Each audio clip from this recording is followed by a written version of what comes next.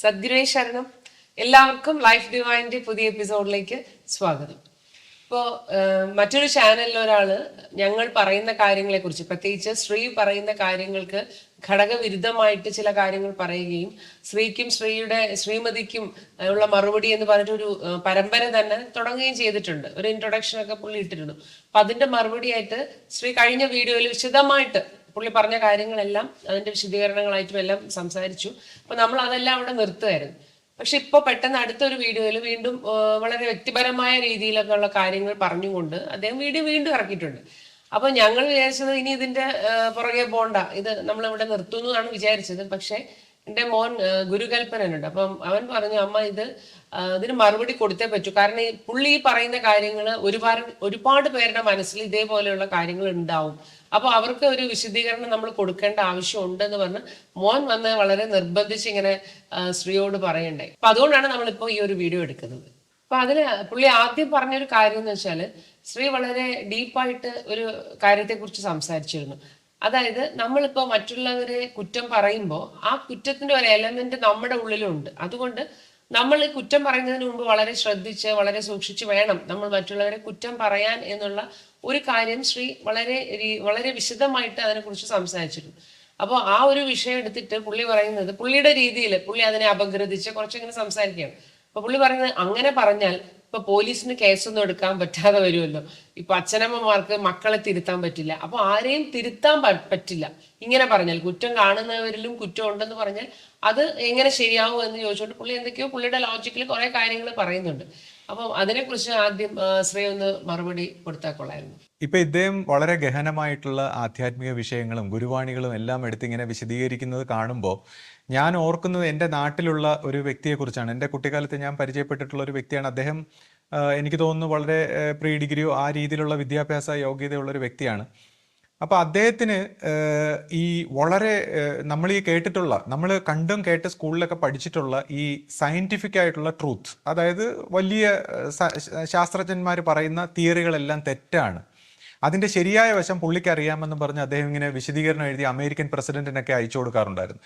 അതായത് ഇപ്പോൾ Isaac Newton, Einstein, പിന്നെ ഇങ്ങനെയുള്ള പ്രശസ്തരായിട്ടുള്ള എല്ലാ ശാസ്ത്രജ്ഞന്മാരുടെയും കണ്ടുപിടുത്തങ്ങൾ, അതിലുള്ള ഡാർവിൻ, അപ്പോൾ ചാൾസ് ഡാർവിൻ്റെ തിയറി, അതിലൊക്കെയുള്ള തെറ്റുകൾ പുള്ളി കണ്ടുപിടിച്ചിട്ട് പുള്ളി ഇങ്ങനെ നല്ല രീതിയിൽ എഴുതി.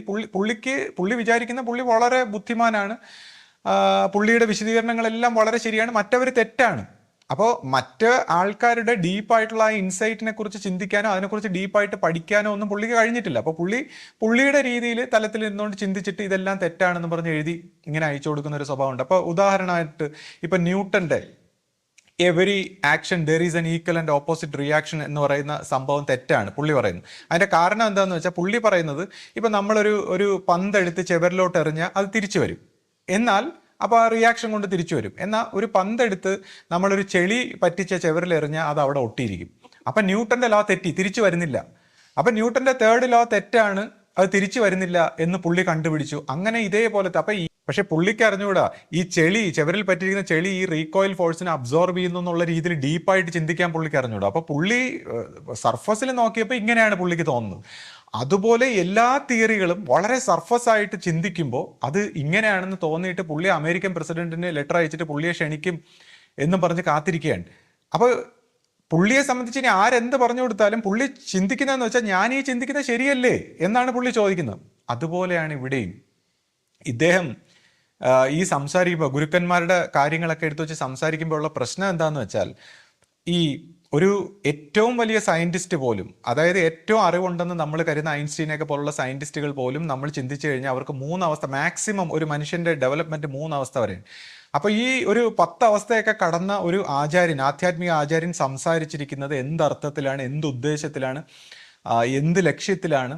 അപ്പോൾ ഇതിനെക്കുറിച്ചൊന്നുമുള്ള ഇൻസൈറ്റ് ഇല്ലാതെ നമ്മൾ സാധാരണക്കാർ, വളരെ ഗ്രൗണ്ട് ലെവലിലുള്ള ആൾക്കാർ നമ്മുടെ ബ്രെയിൻ വെച്ച് ചിന്തിക്കുമ്പോൾ ഉണ്ടാകുന്ന മിസ്അണ്ടർസ്റ്റാൻഡിംഗ് ആണ് ഇതെല്ലാം. ഇപ്പോൾ ഗുരുവാണിയും ഗുരു സംസാരിച്ച കാര്യങ്ങളെക്കുറിച്ച് ഞാൻ പിന്നീട് സംസാരിക്കാം. ഇപ്പോൾ ഇതിനകത്തൊരു മസാല കലർന്ന വിഷയം ആരെങ്കിലുമൊക്കെ അയച്ചു കൊടുക്കുന്ന ഈ ശ്ലോകങ്ങളൊക്കെ എടുത്ത് പുള്ളിക്ക് അത് പറയാൻ പോലും അറിഞ്ഞൂടാത്ത ശ്ലോകങ്ങളൊക്കെ എടുത്ത് വെച്ച് ഇതിൻ്റെ പിറകിൽ ആൾക്കാരുണ്ട്. അപ്പോൾ അവരൊക്കെ അയച്ചു കൊടുക്കുന്ന ശ്ലോകമൊക്കെ എടുത്ത് വിശദീകരിക്കുകയാണ്. അപ്പോൾ ആ ശ്ലോകത്തിൻ്റെ കാര്യമൊക്കെ ഞാൻ അവസാനം പറയാം. ആദ്യമായിട്ട് ഇപ്പോൾ പുള്ളി ഈ പറഞ്ഞ നമ്മൾ പുറത്ത് കാണുന്ന കുറ്റം, ഇതിൻ്റെ വിഷയം പറയാം. അപ്പോൾ അതിൽ അദ്ദേഹം ഒരു കാര്യം ഇങ്ങനെ പറയുന്നുണ്ട്, അതായത് കുട്ടികളുടെ കാര്യം, അതായത് കുട്ടികളെ വളർത്തുമ്പോൾ നമ്മൾ എങ്ങനെ തെറ്റ് കാണില്ല. അപ്പൊ എന്താണ് അതിൽ നിന്ന് തന്നെ അദ്ദേഹത്തെ ആ പറഞ്ഞ കാര്യത്തിൽ നിന്ന് തന്നെ നമുക്ക് അതിന്റെ സൊല്യൂഷൻ കണ്ടെത്താം. അതായത് നമ്മൾ കുട്ടികളുടെ തെറ്റ് കാണുമ്പോൾ അത് നമ്മൾ ആരും അവർ മഹാനീചന്മാരും തെറ്റുകാരും ഒന്നല്ല കാണുന്നത്.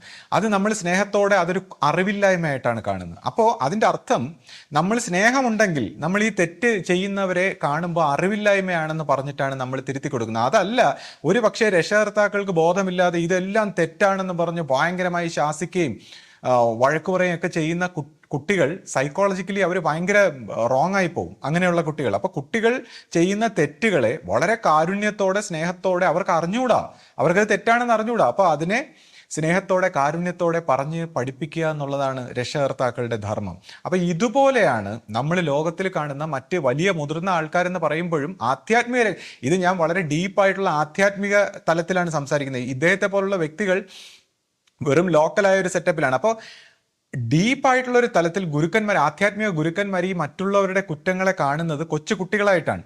അപ്പോൾ അവർക്ക് ഈ മുതിർന്നവരും ചിന്തിക്കുന്നവരൊക്കെ ആണെങ്കിലും അവർ ആധ്യാത്മിക രംഗത്ത് കുട്ടികളാണ്. അപ്പോൾ അവർ ചെയ്യുന്ന തെറ്റുകൾ അവർക്ക് തെറ്റാണെന്ന് അറിയില്ല. തെറ്റാണെന്ന് അറിയാമെങ്കിൽ ആരെങ്കിലും ചെയ്യുമോ? അപ്പോൾ ഇത് കരുണാപൂർവം കാണാതെ നമ്മളിത് തെറ്റായിട്ട് കാണുന്നു, നമുക്ക് ഇറിറ്റേഷൻ ഉണ്ടാകുന്നെങ്കിൽ അതിൻ്റെ എലമെന്റ് നമ്മളിലും ഉണ്ടെന്നാണ്. നമ്മളിൽ ആ എലമെന്റ് ഉള്ളത് കൊണ്ടാണ് നമുക്കിത് തെറ്റായിട്ട് തോന്നുന്നത്. ഭയങ്കരമായ തെറ്റും നമുക്ക് ഇറിറ്റേഷൻ ഉണ്ടാവുകയാണ്. അപ്പോൾ ഒരു വ്യക്തിക്ക് അപ്പോൾ ഗുരുക്കന്മാർ പറയുന്നത് എന്താണ്? ഇങ്ങനെ ഇറിറ്റേഷൻ, നിങ്ങൾക്ക് ഭയങ്കര ഇറിറ്റേഷൻ ഉണ്ടാകുന്ന ആദ്യം നിങ്ങളെ തിരുത്ത്. നിങ്ങളുടെ ഈ ഇറിറ്റേഷനും അസഹിഷ്ണുതയും എല്ലാം മാറിയതിന് ശേഷം നിങ്ങൾ ലോകത്തെ തിരുത്താൻ, എന്നാലേ നിങ്ങൾ ലോകത്തെ തിരുത്താനായിട്ടുള്ളൂ. അപ്പോൾ നിങ്ങൾ എന്ത് പ്രവർത്തിക്കണം, എങ്ങനെ പ്രവർത്തിക്കണം, സ്നേഹത്തിൽ എങ്ങനെ തിരുത്തണം എന്നുള്ള അറിവിലേക്ക് എത്തും. കൂടാതെ ഇദ്ദേഹം പറയുന്ന പോലെ ഇങ്ങനെ തിരുത്താൻ പറ്റില്ലെങ്കിൽ ലോകത്തിന്റെ എല്ലാ കാര്യങ്ങളും കീഴ്മേൽ മറിഞ്ഞു പോകും എന്നൊക്കെ പറയുന്നു. അവിടെയാണ് ഭാരതത്തിന്റെ നമ്മുടെ അടിസ്ഥാനപരമായ ഒരു അറിവ്, കർമ്മം. അതായത് എന്ത് കർമ്മം ചെയ്താലും അതിനൊരു ഫലമുണ്ട്. നെഗറ്റീവായിട്ട് ചെയ്യുന്നവന്, അവൻ തെറ്റ് ചെയ്യുമ്പോൾ തന്നെ അവന് ഫലം വന്നു തുടങ്ങി അവൻ്റെ ജീവിതത്തിൽ. അപ്പോൾ ആരെന്ത് തെറ്റ് ചെയ്യുന്നോ അതിൻ്റെ ശിക്ഷ അവൻ അനുഭവിച്ചിരിക്കും. നമ്മൾ പറഞ്ഞാലും പറഞ്ഞില്ലെങ്കിലും തിരുത്തിയാലും പ്രകൃതി അങ്ങനെ ഒരു പരിണാമത്തിലാണ് പോകുന്നത്. കൂടാതെ നിയമവ്യവസ്ഥകളും മറ്റു കാര്യങ്ങളും എല്ലാം ഉണ്ട്.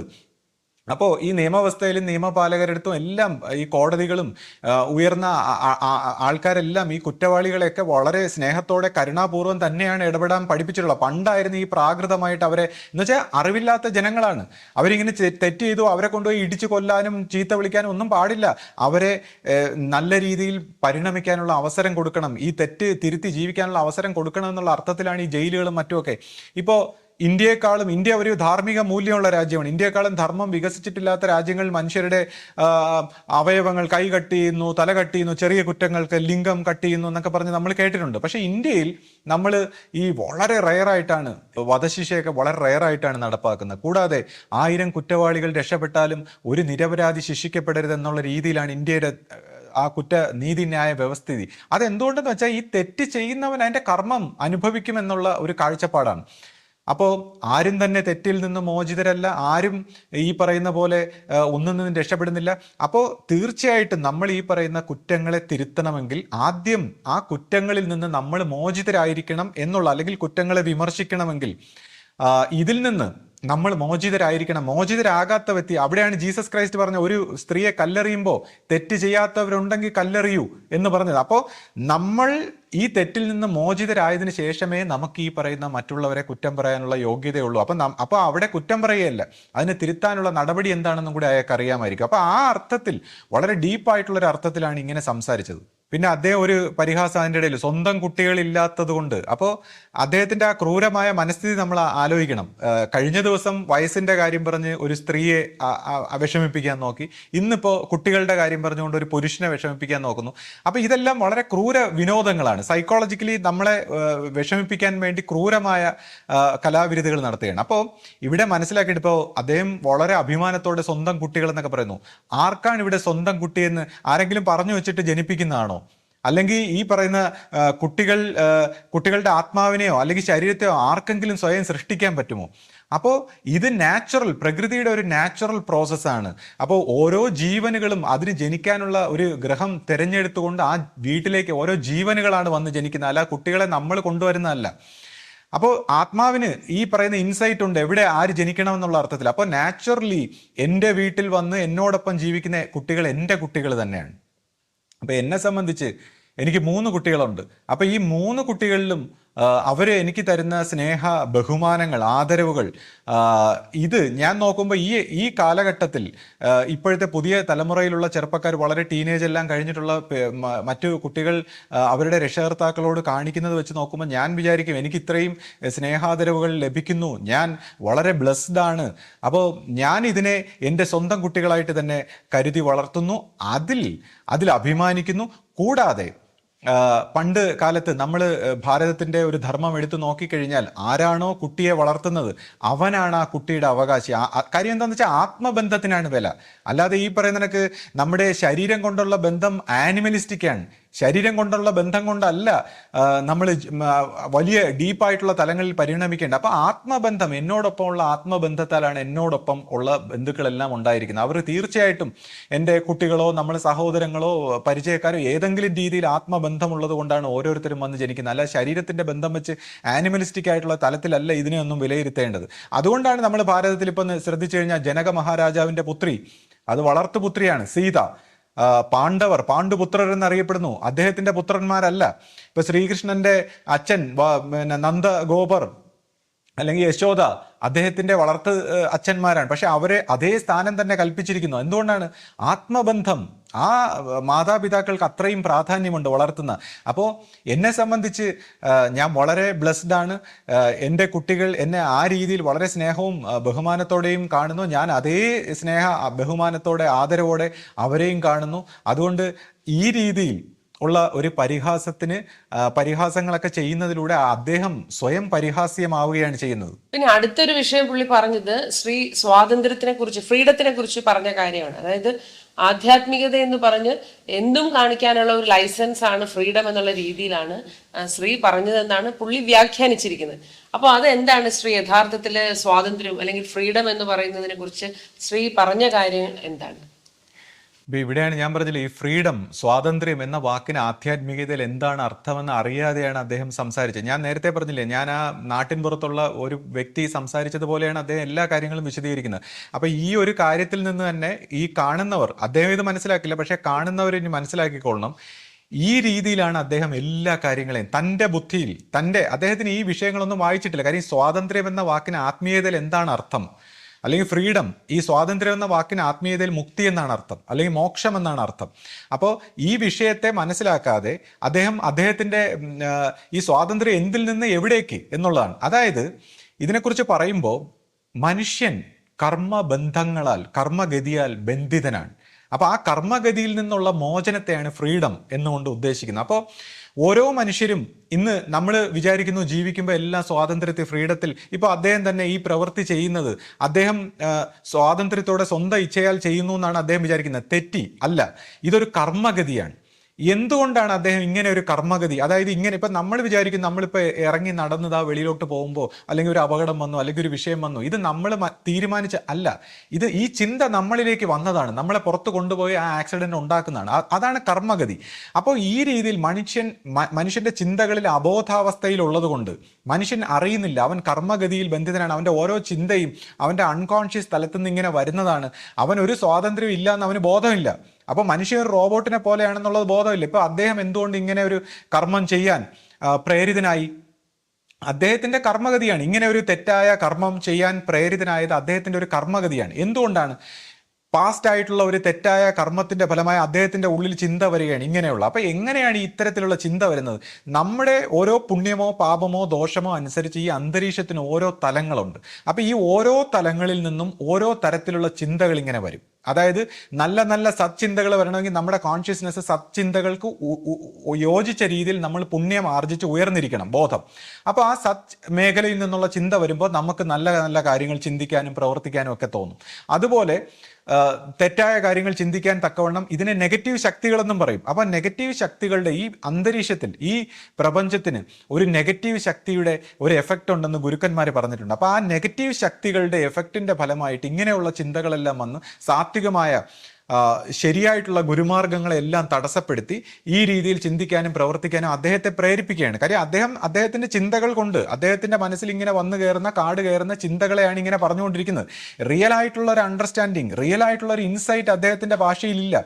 കാര്യം റിയൽ ആയിട്ടുള്ള ഇൻസൈറ്റ് വരണമെങ്കിൽ സ്നേഹം, ശ്രദ്ധ, മെഡിറ്റേഷൻ, ധ്യാനം, ഇങ്ങനെയുള്ള ഒരു അവസ്ഥ വന്ന് മനസ്സിൽ നിന്ന് മോചിതനായ ഒരു അവയർനെസ്സിൽ മാത്രമേ ഈ പറയുന്ന പോലെ ഫ്രീഡം ഉണ്ടാവൂ. അതാണ് പറയുന്നത് ഫ്രീഡം ഫ്രം ദ നോൺ, അറിഞ്ഞതിൽ നിന്നുള്ള മോചനം, അല്ലെങ്കിൽ ഇതുവരെയുള്ള കർമ്മഗതിയിൽ നിന്നുള്ള മോചനം. കർമ്മഗതിയായിട്ട് ചിന്തകളായിട്ട് ഇരിക്കുന്ന ഇതിൽ നിന്ന് മോചിച്ചാൽ ഒരു വ്യക്തി അയാളുടെ നമ്മൾ ഇച്ഛിക്കാത്ത രോഗങ്ങൾ നമുക്ക് വരുന്നു, പ്രശ്നങ്ങൾ വരുന്നു, പ്രോബ്ലങ്ങൾ വരുന്നു. അപ്പം നമ്മൾ ഫ്രസ്ട്രേറ്റഡ് ആവുന്നു, കുറ്റം പറയുന്നു, ദേഷ്യപ്പെടുന്നു, പിറുപിറുക്കുന്നു, പരാതി പറയുന്നു. പക്ഷെ ഇതെല്ലാം നമ്മുടെ കർമ്മഗതിയാണ്. അപ്പോൾ ഈ ബോധം വികസിച്ചവന്, മോക്ഷം ലഭിച്ചവന്, അല്ലെങ്കിൽ മുക്തിയാണ് അബ്സല്യൂട്ട് ഫ്രീഡം എന്ന് പറയുന്നത്. എന്നാൽ മോക്ഷം ഈ പറയുന്ന ഇതിൽ നിന്ന്, ചിന്താഗതിയിൽ നിന്ന് ഫ്രീഡം ലഭിച്ചവൻ ഇതിനെ സമ്പൂർണ്ണമായിട്ട് സ്വീകരിക്കും. അതായത് ഈ വരുന്ന എല്ലാം തൻ്റെ കർമ്മഗതിയാണെന്ന് മനസ്സിലാക്കി അതിനെ സ്വീകരിക്കുമ്പോൾ അവൻ്റെ ഇപ്പോൾ അവനും രോഗവും പ്രശ്നങ്ങളും പ്രോബ്ലങ്ങളൊക്കെ വരുന്നെങ്കിലും അവൻ അതിനെ സ്വീകരിക്കുമ്പോൾ ഈ പ്രശ്നങ്ങൾ ഡിസോൾവ് ആയി പോകുന്നു. അപ്പോൾ അവന് അതിതീവ്രമായിട്ടത് മാറുന്നില്ല. എന്നാൽ ഈ പറയുന്ന പരാതിയും പ്രശ്നങ്ങളൊക്കെ പറയുമ്പോൾ വീണ്ടും വീണ്ടും പുതിയ കർമ്മഗതി ഇങ്ങനെ സൃഷ്ടിച്ചുകൊണ്ടിരിക്കുന്നു. അപ്പോൾ ഇതിനെ എങ്ങനെ ഡിസോൾവ് ചെയ്യാം, ഈ കർമ്മഗതി എങ്ങനെ ഡിസോൾവ് ചെയ്യാം എന്നുള്ള രീതിയിലാണ് ഈ ഗുരുമാർഗം. അപ്പോൾ അതാണ് ഈ ആത്മസമർപ്പണം, ഗുരു മനുഷ്യരൂപത്തിൽ ഈ ഗുരുവിൻ്റെ സാന്നിധ്യം, ഇതിനെല്ലാം പ്രയോജനപ്പെടുത്തിക്കൊണ്ട് മനുഷ്യന് സ്വതന്ത്രമാകാനുള്ളൊരു വഴി. അപ്പോൾ അതിനെയാണ് ഈ പുള്ളിക്കാരൻ തടുക്കുന്നത്. അപ്പോൾ അത് തടുക്കുന്നത് ചില നെഗറ്റീവ് ശക്തി വിശേഷങ്ങളുടെ, ഈ അന്തരീക്ഷത്തിലുള്ള നെഗറ്റീവായിട്ടുള്ള കോൺഷ്യസ്നെസ്സിൻ്റെ തലങ്ങളിൽ നിന്ന് വരുന്ന ചിന്തകളാൽ നിയന്ത്രിക്കപ്പെടുന്ന ഒരു റോബോട്ട് പോലെ പ്രവർത്തിക്കുകയാണ്. ഇനി ഈ ഫ്രീഡം, ആധ്യാത്മികമായ ഈ ഫ്രീഡം വന്നാൽ എന്താണ്? തോന്നിവാസം ചെയ്യും. പുള്ളി വിചാരിക്കുന്നത് എന്താണ്? ഞാൻ ഈ ഫ്രീഡം എന്നൊക്കെ പറയുമ്പോൾ എല്ലാ തെറ്റുകളും തോന്നിവാസങ്ങളും പേക്കൂത്തിനും ഉള്ള ലൈസൻസ് ആയിട്ടാണ് ഇതിനെ സംസാരിക്കുന്നത്. അവിടെയാണ് ഇദ്ദേഹത്തിന് മനസ്സിലാകാത്തത്. അപ്പോൾ യഥാർത്ഥത്തിൽ ഇപ്പോൾ ഒരു ആധ്യാത്മികമായി ഫ്രീഡം, അബ്സല്യൂട്ട് മൈൻഡിൽ നിന്ന് ടോട്ടൽ ഫ്രീഡം ഉള്ള ഇപ്പോൾ ഒരു ശ്രീകൃഷ്ണ പരമാത്മാവിനെ പോലെ ഒരു വ്യക്തിത്വം ആണെങ്കിൽ അദ്ദേഹത്തെ സംബന്ധിച്ച് അദ്ദേഹത്തിന് ഏറ്റവും നീചമായ കർമ്മം ചെയ്താലും ഏറ്റവും പുണ്യമായ കർമ്മം ചെയ്താലും അദ്ദേഹത്തിന് ഒരുപോലെയാണ്. കാര്യം അദ്ദേഹം ഫ്രീ ആണ്. ആ കർമ്മത്തിൽ നിന്ന് ഫ്രീ ആയിട്ടുള്ള ഒരു അവസ്ഥയിലേക്ക് എത്തിയിരിക്കുന്നു. എന്നാലും ആ മഹാഗുരുക്കന്മാർ പോലും ഈ ലോകത്തിന്റെ നിയമം അനുസരിച്ച് എല്ലാ കർമ്മ നിയമങ്ങൾക്കും വിധേയപ്പെട്ട് പ്രവർത്തിച്ചിരുന്നു ഈ സ്വാതന്ത്ര്യമുള്ളപ്പോഴും.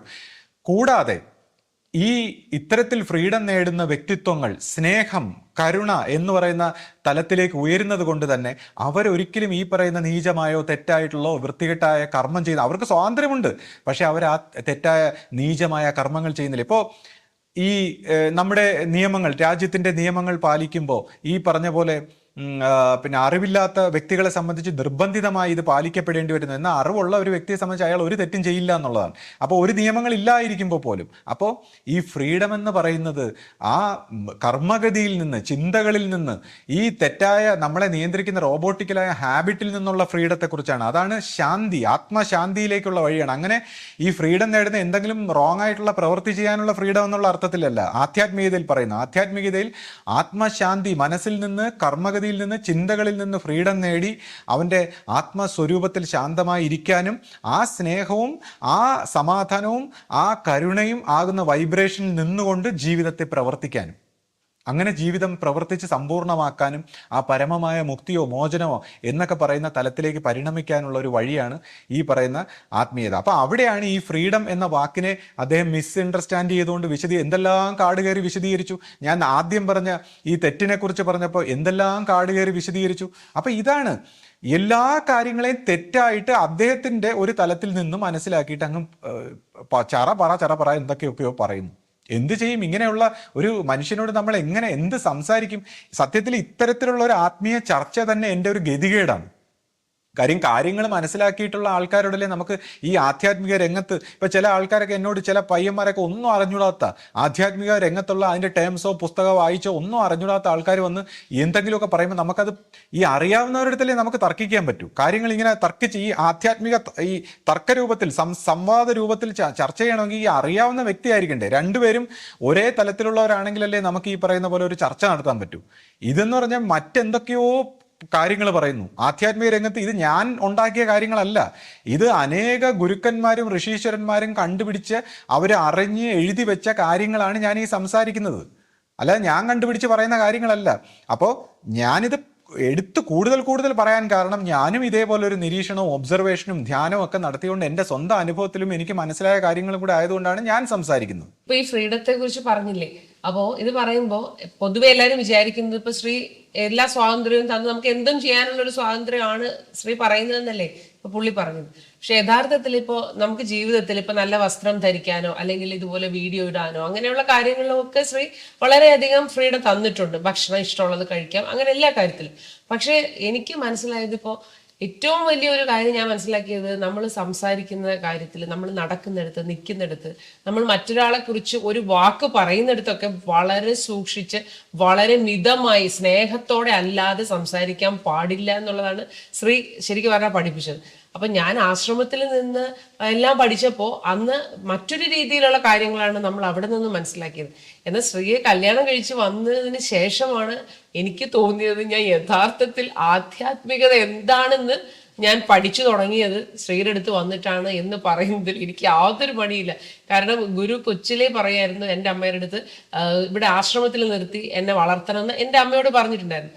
അപ്പൊ ഞാൻ വിചാരിക്കും അന്ന് എൻ്റെ അമ്മ നിർത്താതെ പോയതിന് പകരം ഇന്നിപ്പോ സ്ത്രീയുടെ അടുത്ത് വന്നിട്ട് ആ A to Z എന്ന് പറഞ്ഞ രീതിയിൽ എന്നെ ഈ ഒരു സ്വഭാവത്തിൽ ഒരു പരിവർത്തനം, അതായത് നമ്മളിപ്പോൾ പിടിവാശിക്കാരിയായിരിക്കും, നമ്മൾ എന്തെങ്കിലും പറഞ്ഞാൽ എടുത്തടിച്ചു പറയുന്ന സ്വഭാവത്തിലൊക്കെ നമ്മൾ ഒറ്റ മോളായിട്ട് അങ്ങനെ വളർന്ന്, നമ്മൾ പറയില്ലേ കാട് പോലെ വളർന്നു പോയി എന്ന് പറയില്ലേ, ഒരു എന്താ പറയുക, അതിന് വേണ്ടിയിട്ടുള്ള ഒരു പ്രൂണിങ് നടന്നിട്ടില്ല.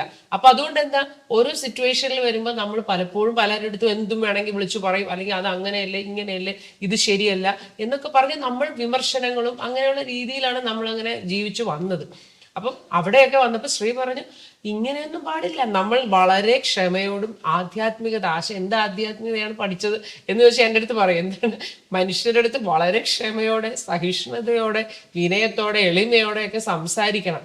എന്ത് ആരെങ്കിലും പറഞ്ഞ അവരുടെ മുഖത്ത് നോക്കി എന്ത് വിളിച്ചു പറയുമല്ല, അത് ക്ഷമിക്കണം എന്നൊക്കെ പറഞ്ഞ് എന്നെ വളരെയധികം കറക്റ്റ് ചെയ്ത് ശരിയാക്കിയതാ ഇപ്പൊ കാണുന്ന ഒരു രീതിയിലേക്ക് ഇങ്ങനെ ആക്കിയെടുത്ത് ശ്രീ പറയും, അത് ശ്രീക്കേ അറിയാവുള്ളത് പറയും. അപ്പൊ ചുരുക്കി പറഞ്ഞാല് നമുക്ക് സ്വാതന്ത്ര്യം എന്ന് പറയുമ്പോൾ എന്തും ചെയ്യാനുള്ള ഒരു കുത്തഴിഞ്ഞ ജീവിതം അല്ല ഇത്. അപ്പൊ യഥാർത്ഥ സ്വാതന്ത്ര്യം എന്ന് പറഞ്ഞു കഴിഞ്ഞാൽ നമുക്ക് വളരെ ശാന്തിയോടും സമാധാനത്തോടും ജീവിക്കാൻ കഴിയാന്ന് പറയുന്നതാണല്ലോ യഥാർത്ഥ സ്വാതന്ത്ര്യം. അല്ലെങ്കിൽ എപ്പോഴും നമുക്ക് ഇപ്പോഴും പ്രശ്നങ്ങളും വഴക്കും ഒക്കെ ആയിരിക്കും. അപ്പൊ സ്ത്രീയുടെ അടുത്ത് വന്നതിന് ശേഷമാണ് യഥാർത്ഥത്തിൽ അത് ഇങ്ങനെ ഒരാളുടെ കൂടെ ജീവിച്ച് തന്നെ നമുക്കത് പഠിക്കാൻ പറ്റുള്ളൂ. നമ്മൾ എങ്ങനെ വളരെ ശാന്തിയോടും സഹിഷ്ണുതയോടും ക്ഷമയോടും നമ്മൾ കാര്യങ്ങൾ കൈകാര്യം ചെയ്യണം, ആ മനസ്സിന്റെ വെപ്രാളമൊക്കെ എങ്ങനെ ഒതുക്കി വളരെ വളരെ നമ്മൾ പറയുന്നത് ഡിറ്റാച്ച്ഡ് ആയിട്ട്. ഇപ്പൊ ഫോർ എക്സാമ്പിൾ പറയുകയാണെങ്കിൽ ഞാൻ ഇപ്പോൾ യൂട്യൂബ് വീഡിയോസ് തന്നെ ഒരുപാട് ഇങ്ങനെ എടുത്തു വരുമ്പോൾ ശ്രീ പറയും ഇത് ഇത് എന്തിനാണ് എടുക്കുന്നത്, അപ്പൊ അങ്ങനെ ഓവറായിട്ട് നമ്മൾ ഒന്നിലും ചെന്ന് ബഹളം വെച്ച് വെപ്രാളം കാണിക്കരുത് എന്നുള്ള രീതിയിൽ വളരെ എന്നെ നിയന്ത്രിച്ച് ആ ഒരു രീതിയിൽ ഇങ്ങനെ ഡയറക്റ്റ് ചെയ്ത് കൊണ്ടുപോകുന്ന ഒരാളാണ്. അല്ലാതെ എന്തും ചെയ്യാനായിട്ട് സ്വാതന്ത്ര്യം തന്ന് വിട്ടിരിക്കുകയല്ല. അപ്പൊ ആശ പറഞ്ഞു വന്നതിന്റെ രത്ന ചുരുക്കം എന്താന്ന് വെച്ചാൽ, നമ്മൾ പുറമേക്കുള്ള റിജിഡിറ്റിയെ അല്ല, ആന്തരികമായി മനസ്സിന്റെ ആന്തരികമായിട്ടാണ് പരിവർത്തനമെന്നും ആ ആന്തരിക പരിവർത്തനത്തിലൂടെ സമാധാനമായിട്ടുള്ള ജീവിതം തനിക്കും തൻ്റെ ചുറ്റുവട്ടത്തുള്ളവർക്കും സമാധാനമായിട്ടുള്ള ജീവിതം അങ്ങനെ ഹാർമോണിയസ് ആയിട്ട് ജീവിച്ച് ഈ ജീവിതം പൂർത്തിയാക്കുക എന്നുള്ള ഒരു വഴിയാണ്. അപ്പോൾ അതിലേക്ക് ആന്തരിക പരിവർത്തനത്തിനാണ് പ്രാധാന്യം. അപ്പോൾ അതിനെക്കുറിച്ചാണ് ഞാൻ സംസാരിക്കുന്നത്. അതുകൊണ്ടാണ് ഞാൻ ഈ ആന്തരിക പരിവർത്തനത്തിനെ കുറിച്ചായതുകൊണ്ടാണ് ഈ ബാഹ്യമായ കാര്യങ്ങളാണ് ഈ വ്യക്തികൾ കാണുന്നത്. ഇവിടെ തന്നെ ഞാൻ ചിലരിടത്തെല്ലാം പരുഷമായിട്ട് ഈ ആധ്യാത്മിക രംഗത്ത് മാത്രം ആധ്യാത്മിക തത്വങ്ങളെക്കുറിച്ച് തെറ്റായിട്ട് പറയുന്നവരെ ഞാൻ ഒന്നും നോക്കാതെ സംസാരിക്കാറുണ്ട്. എന്താണെന്ന് വെച്ചാൽ അങ്ങനെ ഒരു തെറ്റായ അണ്ടർസ്റ്റാൻഡിങ് കൊണ്ടിരുന്നാൽ അവർക്ക് അത് പ്രശ്നമാണ്. അപ്പോൾ അതിനെ തിരുത്തുക എന്നുള്ളത് നമ്മുടെ ലക്ഷ്യമാണ്. അവിടെ വേദനിപ്പിക്കുക എന്നുള്ള ആ വേദനയിലൂടെ കടന്നു പോയാലേ ആ തെറ്റ് തിരുത്തപ്പെടൂ. അതേസമയം നിത്യജീവിതത്തിൽ നമ്മളോട് എങ്ങനെ ഇടപഴകണം എന്നുള്ളതാണ്. അവിടെയാണ് ഞാൻ ഈ സ്നേഹവും കരുണയും മറ്റു കാര്യങ്ങളല്ല. ആധ്യാത്മികതയിൽ ചിന്തയിൽ മോശമായിട്ട് പെരുമാറുന്നവരുടെ നമ്മൾ ഒരു ദാക്ഷിണ്യം വെച്ചുകൂടാ. കാര്യം ആ തെറ്റ് അവരിൽ ഇരുന്നാൽ അല്ലെങ്കിൽ ഞാനത് സമ്മതിച്ചു കൊടുത്താൽ അത് മറ്റൊരു തെറ്റായി മാറും. അതുകൊണ്ട് അപ്പോൾ ഈ കാര്യങ്ങളെ മനസ്സിലാക്കണം. അപ്പോൾ തന്നെ തിരുത്തിക്കൊണ്ട്, തൻ്റെ കാഴ്ചപ്പാടിനെ തിരുത്തിക്കൊണ്ട് തൻ്റെ ജീവിതത്തെ നന്മയിലേക്ക് നയിക്കും. ഇപ്പോൾ കഴിഞ്ഞ ദിവസം ഞാൻ പറഞ്ഞു, ഒരു വ്യക്തിയെ ഞാൻ ഒരു വീട്ടിൽ കൊണ്ടാക്കി. അപ്പോൾ ആ വ്യക്തി അവിടെ ഉണ്ടാക്കിയ ബഹളം, അപ്പോൾ ആ വ്യക്തി അവിടെയുള്ള മറ്റൊരാളിൻ്റെ കുറ്റങ്ങൾ ഇങ്ങനെ പറഞ്ഞുകൊണ്ട്, അപ്പോൾ അയാൾക്ക് ജീവിക്കാൻ പോലെയുള്ള ഗതിയില്ല, ഒന്നുമില്ല, എന്നിട്ടും മറ്റൊരാളിൻ്റെ കുറ്റങ്ങൾ ഇങ്ങനെ പറഞ്ഞുകൊണ്ട് ഇയാളെ ഒരു രീതിയിലും ബാധിക്കാത്ത കുറ്റങ്ങൾ, മറ്റേ വ്യക്തിക്ക് പല കുറ്റങ്ങളുണ്ട്, അത് അദ്ദേഹത്തിൻ്റെ കാര്യമല്ലേ, ഈ വ്യക്തിയെയും ഈ വ്യക്തിയുടെ ജീവിത സാഹചര്യത്തെയും ഒരു രീതിയിലും ബാധിക്കാത്ത ഒരു കാര്യത്തിൽ വെറും ഒരു കുറ്റം പറയാനുള്ളൊരു വാസന കൊണ്ട്, അതായത് അങ്ങനെയല്ല ഇങ്ങനെയല്ല നിങ്ങൾക്ക് ഇങ്ങനെ ജീവിച്ചൂടെ എന്നെല്ലാം പറഞ്ഞുകൊണ്ട് അവിടെ പ്രശ്നം ഉണ്ടാക്കി കളഞ്ഞു. അവസാനം അദ്ദേഹത്തിന് ജീവിക്കാൻ പറ്റാത്ത സാഹചര്യത്തിൽ തിരിച്ചുകൊണ്ടാക്കിയപ്പോൾ അദ്ദേഹം എന്നോട് കാല് പിടിച്ച് വീണ്ടും തിരിച്ചുകൊണ്ടാക്കാൻ പറയുന്നു. അപ്പം ഞാൻ പറഞ്ഞു, മറ്റേ ആളിനെ എന്തെല്ലാം വിളിച്ചു പറഞ്ഞു, അധിക്ഷേപിച്ചു, ഇനി തിരിച്ച് പിടിച്ച് കാല് പിടിച്ച് കൊണ്ടാക്കാൻ പറയുമ്പോൾ ഇത് നിനക്ക് ജീവിക്കാൻ പറ്റില്ല, അല്ലെങ്കിൽ നിന്റെ പ്രശ്നം ഇത്രയും പ്രോബ്ലം ആയിരുന്നു നേരത്തെ അറിഞ്ഞുകൂടായിരുന്നോ? അപ്പോൾ തനിക്ക് തൻ്റെ പ്രശ്നങ്ങളെല്ലാം സോൾവ് ചെയ്ത് തനിക്കിനി ഒരു പ്രശ്നം ഇല്ലെന്ന് കണ്ടാലല്ലേ മറ്റുള്ളവരെ തിരുത്താനായിട്ട് ഇറങ്ങേണ്ടത് എന്ന് ഞാൻ ചോദിച്ചു. അപ്പോൾ പറഞ്ഞു, ഇനി ഞാൻ അങ്ങനെ ജീവിച്ചോളാം. ഇതിപ്പോൾ ഈ പറയുന്നതൊക്കെ ഇപ്പോൾ ഡൊണാൾഡ് ട്രംപ് ഭയങ്കരമായ നികുതികളൊക്കെ ഏർപ്പെടുത്തുന്നു. അപ്പോൾ അതിന് തെറ്റാണ് കാര്യം ചെയ്യുന്നത്. തെറ്റാണെന്ന് പറഞ്ഞാൽ നമ്മളിവിടെ ഇരുന്ന് വളം വെച്ചിട്ട് കാര്യമുണ്ടോ? അപ്പോൾ നമ്മൾ നമ്മുടെ ഒരു സ്ഥാനം നോക്കണ്ടേ? ഞാനിപ്പോൾ ആരാണ്, എൻ്റെ അവസ്ഥ നോക്കിയിട്ടില്ലേ നമുക്ക് സംസാരിക്കാൻ പറ്റൂ. അപ്പം ഞാനിപ്പോൾ ആദ്യം എന്താണ് ചെയ്യേണ്ടത്? ഡൊണാൾഡ് ട്രംപ് നികുതി വെക്കാതിരിക്കുക, ഞാൻ എൻ്റെ കാര്യം നോക്കും, എൻ്റെ വീട്ടുകാരെ ശരിയാക്കും, എൻ്റെ വീടെല്ലാം ശരിയായി കഴിയുമ്പോൾ എൻ്റെ നാടിലേക്കും എൻ്റെ സമൂഹത്തിലേക്കും മറ്റു കാര്യത്തിലേക്കും ഇറങ്ങി എനിക്ക് വേണമെങ്കിൽ എൻ്റെ രാജ്യത്തിലേക്കും അങ്ങനെ ലോകത്തിലേക്കും ഒക്കെ ചിന്തിക്കാൻ പറ്റും. അപ്പം ആദ്യം നമ്മൾ നല്ല രീതിയിൽ ജീവിക്കാൻ, അല്ലെ സമാധാനത്തോടെ, അല്ലെങ്കിൽ എൻ്റെ ഇറിറ്റേഷൻ കൊണ്ടല്ല ഞാൻ ഇതൊന്നും തിരുത്തേണ്ടത്, എനിക്കിതൊന്നും സഹിക്കാൻ പറ്റുന്നില്ല. അത് ബാലിശമായൊരു ചിന്താഗതിയാണ്. എനിക്കെല്ലാം സഹിക്കുക, എനിക്കൊരു പ്രശ്നവും ഇല്ല, എനിക്കിതൊന്നും കൊണ്ട് ഒരു പ്രശ്നവും ഇല്ല, എനിക്ക് ഒരു പ്രോബ്ലം ഇല്ല, പക്ഷേ ഇത് തെറ്റാണ് എന്നെനിക്ക് മനസ്സിലായി. എന്നിട്ട് ഇത് തിരുത്തുന്നതാണ് എല്ലാവർക്കും തനിക്ക് ലോകത്തിന് നല്ലതെന്ന് പറയുമ്പോൾ അങ്ങനെ ഒരാളിൻ്റെ പ്രവർത്തനം മറ്റൊരു രീതിയിലാണ്. അതിനെക്കുറിച്ചാണ് നമ്മൾ ഇവിടെ സംസാരിക്കുന്നത്. തെറ്റ് തിരുത്തുന്നതിനെ കുറിച്ച് ശ്രീ പറഞ്ഞതെന്ന് എനിക്ക് എൻ്റെ കാഴ്ചപ്പാടിൽ വന്ന മാറ്റം എന്ന് വെച്ചാൽ, ഞാൻ വിചാരിക്കുമായിരുന്നു ഇപ്പൊ ഇവർ ചെയ്യുന്ന തെറ്റല്ലേ, ഇത് നമ്മൾ ചൂണ്ടിക്കാണിക്കേണ്ടതല്ലേ, അതല്ലേ ധർമ്മം, അതാണ് നമ്മുടെ ഒരു ക്ഷത്രിയ സ്വഭാവം. അവിടെ ശ്രീ തന്ന തിരുത്ത് എന്താന്ന് വെച്ചാൽ, ആ തെറ്റ് നമ്മൾ ചൂണ്ടിക്കാണിക്കുമ്പോൾ അത് നമുക്ക് ദേഷ്യം വന്നതുകൊണ്ട് ആയിരിക്കരുത്. അതായത് നമുക്ക് ആ വ്യക്തിയോട് അയാൾ കാണിക്കുന്ന ആ തെറ്റിലുള്ള അമർഷം, ദേഷ്യം, അയാൾക്ക് ഒരു ശിക്ഷ വാങ്ങിച്ചു കൊടുക്കണം എന്നുള്ള നമ്മുടെ ഒരു വാശി, ആ വൈരാഗ്യത്തിൽ നിന്നുള്ള ആ തെറ്റ് തിരുത്തലും ചൂണ്ടിക്കാണിക്കലുമാണ് ഇത് പാടില്ല എന്ന് പറയുന്നത്. പക്ഷെ നമുക്ക് പറയാം, തീർച്ചയായിട്ടും അത് ചൂണ്ടിക്കാണിക്കാം. പക്ഷെ ശ്രീ പറയുന്നത് അപ്പൊ നമുക്ക് മനസ്സിൽ എന്തായിരിക്കണം, അയാൾക്ക് ആ തെറ്റ് തിരുത്തിയത് കൊണ്ട് അയാൾ നന്നാവണം, അയാൾക്കത് തിരുത്താനുള്ള ഒരു കാരുണ്യം ഉണ്ടാവണം. അപ്പം നമുക്ക് അയാളോടൊരു ആത്യന്തികമായിട്ടൊരു സ്നേഹം ഉള്ളിൽ തോന്നുന്നെങ്കിൽ ആ തെറ്റ് തിരിച്ച ഡേ ടു ഡേ ലൈഫിലെ കാര്യങ്ങളാണ് ഈ പറയുന്നത്. അല്ലാതെ ഇപ്പൊ പോലീസ് ഇടപെടുന്ന കാര്യത്തിലോ മറ്റു കാര്യത്തിലോ അല്ല, അത് വേറെ. അതാണല്ലോ നിയമത്തിനെ കുറിച്ച് ശ്രീ പറഞ്ഞില്ലേ. അപ്പൊ അത് നമ്മുടെ റിലേഷൻഷിപ്പിൽ, നമ്മുടെ മനുഷ്യരുമായിട്ടുള്ള ഇടപെടലിൽ, അപ്പൊ അതൊക്കെ എനിക്ക് മനസ്സിലായത് ശരിക്കും പറഞ്ഞാൽ ശ്രീ വന്നതിന് ശേഷമാണ്. അപ്പൊ എനിക്ക് മനസ്സിലായി, കാരണം നമ്മളിപ്പോ ഒരാളെ അവഹേളിച്ച് അവരെ വിഷമിപ്പിച്ച് മറ്റുള്ളവരുടെ മുമ്പിൽ അവരെ കൊച്ചാക്കിയത് കൊണ്ട് നമുക്കൊന്നും കിട്ടാനില്ല. അവര് തിരുത്താനേ പോകുന്നില്ല, അവരിരുന്ന് വേദനിക്കും, അതിന്റെ ഫലം നമ്മൾ അനുഭവിക്കേണ്ടിയും വരും. അപ്പം നമുക്ക് തന്നെ ഒരു നന്മയും ശാന്തി ഉണ്ടാവാനുള്ള ഒരു ടെക്നിക്കാണത് ആക്ച്വലി. കൂടാതെ ഇപ്പോൾ ഗൃഹസ്ഥൻ തെറ്റ് തിരുത്തണമെങ്കിൽ ഈ പറയുന്ന പോലെ ഗൃഹസ്ഥൻ ആ സ്വയം പരിവർത്തനപ്പെട്ട് അതിനുള്ള യോഗ്യത നേടിയിരിക്കണം. അതായത് ഒരു തെറ്റിന്റെ എല്ലാ വശങ്ങളും കണ്ട്, അല്ലെങ്കിൽ ആ തെറ്റിന്റെ ശരിയും തെറ്റും എല്ലാം കണ്ട് അതിൽ നിന്ന് മോചിതനായി ആ തെറ്റിനെ തിരുത്തി എടുക്കാനുള്ള യോഗ്യത നേടിയ ഒരു ഗൃഹസ്ഥനായിട്ട് വേണം ഈ പറഞ്ഞ കാര്യങ്ങളിലെല്ലാം ഇടപെടാൻ. അപ്പോൾ അങ്ങനെയുള്ള ഒരാൾ ഇടപെടുന്ന മറ്റൊരു രീതിയിലായിരിക്കും, എല്ലാത്തിനെയും നന്നാക്കാനും അല്ലെങ്കിൽ എല്ലാത്തിനോടും സഹകരിപ്പിക്കാനും ഒക്കെ ഉള്ള രീതി നല്ല രീതിയിലായിരിക്കും. ആ രീതിയിൽ ഗൃഹസ്ഥ ധർമ്മം അല്ലെങ്കിൽ ഗൃഹസ്ഥാശ്രമികൾ വളർന്നു വരണമെന്നുള്ളതാണ് ഗുരുവിൻ്റെ ഒരു സങ്കല്പം. ആ രീതിയിൽ ഗൃഹസ്ഥാശ്രമികളെ വളർത്തിയെടുക്കാനാണ് നമ്മുടെ ഈ ആശ്രമ സ്വഭാവത്തിൽ പരിചയപ്പെട്ടിരിക്കുന്നത്. അതിൽ എത്രത്തോളം നമ്മൾ ഓരോരുത്തരും സ്വയം പരിവർത്തനപ്പെടുത്തി ഇങ്ങനെയുള്ളൊരു തെറ്റുകൾ തിരുത്താനും അല്ലെങ്കിൽ അതിനെ കാര്യങ്ങൾ നടപ്പാക്കാനുമുള്ള രീതിയിൽ നമ്മുടെ പരമ്പരയിൽ എത്രത്തോളം വികസിച്ച് വന്നിട്ടുള്ളതെന്നുള്ളത് നമ്മൾ ഓരോരുത്തരും ആന്തരികമായിട്ട് അതിനെ വിലയിരുത്തേണ്ടതുണ്ട്. മറ്റൊരു കാര്യം, നമ്മുടെ ഗുരു പണ്ട് പറഞ്ഞിരുന്ന കുറച്ച് കാര്യങ്ങളുണ്ട്. ഇപ്പൊ ബൈലോയെ കുറിച്ച്, ആശ്രമത്തിന്റെ ബൈലോ അത് അമെൻഡ് ചെയ്യുന്നതിനെ കുറിച്ച്, അത് എങ്ങനെയാണ് ഇവിടുത്തെ ഒരു ഭരണം കൊണ്ടുപോകേണ്ടത് എന്നുള്ള കാര്യത്തെക്കുറിച്ച് ഗുരു സംസാരിച്ചിരിക്കുന്ന ഗുരുവാണികൾ എടുത്തിട്ട് അതിനെക്കുറിച്ച് പുള്ളി എന്തൊക്കെയോ സംസാരിക്കുന്നുണ്ട്. ശ്രീക്ക് അതിനെക്കുറിച്ച് എന്താണ് പറയാനുള്ളത്? ഇപ്പൊ ഗുരു നിത്യജീവിതത്തിൽ ശിഷ്യന്മാരോട് സംസാരിച്ചിരിക്കുന്ന കാര്യം, അപ്പോൾ ഈ ഗുരുക്കന്മാർ ശിഷ്യന്മാരോട് സംസാരിക്കുമ്പോൾ അത് പല രീതിയിൽ പല സാഹചര്യത്തിലാണ് സംസാരിക്കുന്നത്. ഇപ്പം എന്താണ്, ചിലപ്പോൾ ഗുരു അതിനിശിതമായി വിമർശിക്കും. നിങ്ങളെല്ലാവരും ഇങ്ങനെയല്ലേ, ഇപ്പം ഇങ്ങനെയല്ലേ, അപ്പം ഞാനില്ലെങ്കിൽ എന്തായിരിക്കും എന്നൊക്കെ പറഞ്ഞ് സംസാരിക്കും. അപ്പോൾ അതിൻ്റെ അർത്ഥം എല്ലാം അങ്ങ് ആ രീതിയിൽ ശരിയാണെന്നുള്ള അർത്ഥത്തിലല്ല. അത് ഗുരു അവരെ ശാസിക്കുന്നതാണ്, സ്വന്തം ശിഷ്യന്മാരെ ശാസിച്ച് നെരിയാക്കാൻ നോക്കുന്നത്. ഇപ്പം ഞാൻ നമ്മുടെയൊക്കെ വീട്ടിൽ നമ്മളെ അച്ഛനമ്മമാരൊക്കെ ഈ കുട്ടികളെയൊക്കെ ഭയങ്കരമായിട്ട് വിമർശിക്കുമ്പോൾ നാളെ തൊട്ട് ഇതെല്ലാം ഇങ്ങനെ ആകുമെന്ന് പറഞ്ഞുകൊണ്ടാണോ നമ്മളിങ്ങനെ പലതും പറയും. പക്ഷെ അതിൻ്റെ അർത്ഥം ഇതെല്ലാം നടക്കാൻ പോകണമെന്നുള്ള അർത്ഥത്തിലല്ല. അതുപോലെ ഗുരു പല കാര്യങ്ങളും ഇങ്ങനെ നിത്യവൃത്തിയിൽ അവരെടുത്ത് സംസാരിക്കുന്നു. പിന്നെ ബൈലോയുടെ കാര്യങ്ങൾ, ചില കാര്യങ്ങൾ നടപ്പാക്കുന്ന വിഷയം, അതായത് ഇപ്പം 4 പേരും അല്ലെങ്കിൽ ഇന്ന രീതിയിലൊക്കെ കൊണ്ടുവരണമെന്ന് പറഞ്ഞേക്കുന്നു. പക്ഷേ അതിലുള്ള ഒരു പ്രശ്നം, അങ്ങനെ ഒരു സിസ്റ്റം കൊണ്ടുവന്നാൽ ഇതെങ്ങനെ മുന്നോട്ട് പോകും? അതിനുള്ളൊരു സമയമായോ? ആ രീതിയിൽ ഒരു പക്വതയുള്ള ഒരു സൊസൈറ്റി നമ്മുടെ ഇവിടെ രൂപപ്പെട്ടിട്ടുണ്ടോ? നമ്മുടെ ഗൃഹസ്ഥാശ്രമി സംഘത്തിലും സന്യാസി സംഘത്തിലും അങ്ങനെ ഒരു ആ രീതിയിൽ ഗുരു പറഞ്ഞ രീതിയിൽ നടപ്പാക്കാനുള്ള ഒരു ആൾക്കാർ രൂപപ്പെട്ടു വന്നിട്ടുണ്ടോ? ഒരു പക്ഷേ ഭാവിയിൽ, ഞാൻ എൻ്റെ മനസ്സിൽ ചിന്തിക്കുന്ന ഭാവിയിൽ അങ്ങനെ ഒരു ഗുരു പറഞ്ഞതുകൊണ്ട് തന്നെ അത് നടപ്പാകുക തന്നെ ചെയ്യും. ഒരു കുറച്ചുകൂടെ വിവരമുള്ള, കുറച്ചുകൂടെ വികസിച്ച, കുറച്ചുകൂടെ ധർമ്മബോധത്തിൽ എല്ലാവർക്കും ഒരു ഐക്യവും സഹകരണവും ഒക്കെ വരുന്ന കാലഘട്ടത്തിൽ ഈ പറഞ്ഞ ഒരു വർഷം എന്നൊക്കെ ഉള്ള ഒരു കാറ്റഗറിയിൽ മാറ്റിയൊക്കെ എടുക്കാൻ പറ്റും. മറ്റത് ഇപ്പോഴുള്ള ഒരു സമൂഹത്തിൽ നമുക്ക് കുറച്ച് വളരെ ലിമിറ്റഡ് ആയിട്ടുള്ള വ്യക്തികളാണുള്ളത്. ആ വ്യക്തികളിൽ തന്നെ ഇപ്പൊ ഇദ്ദേഹം പറയുന്നു പഴയ ഇപ്പൊ നിർമ്മല ജന്നി, ഋഷത് നാനി അങ്ങനെ തുടങ്ങി ആരെയും പുള്ളി അംഗീകരിക്കില്ല.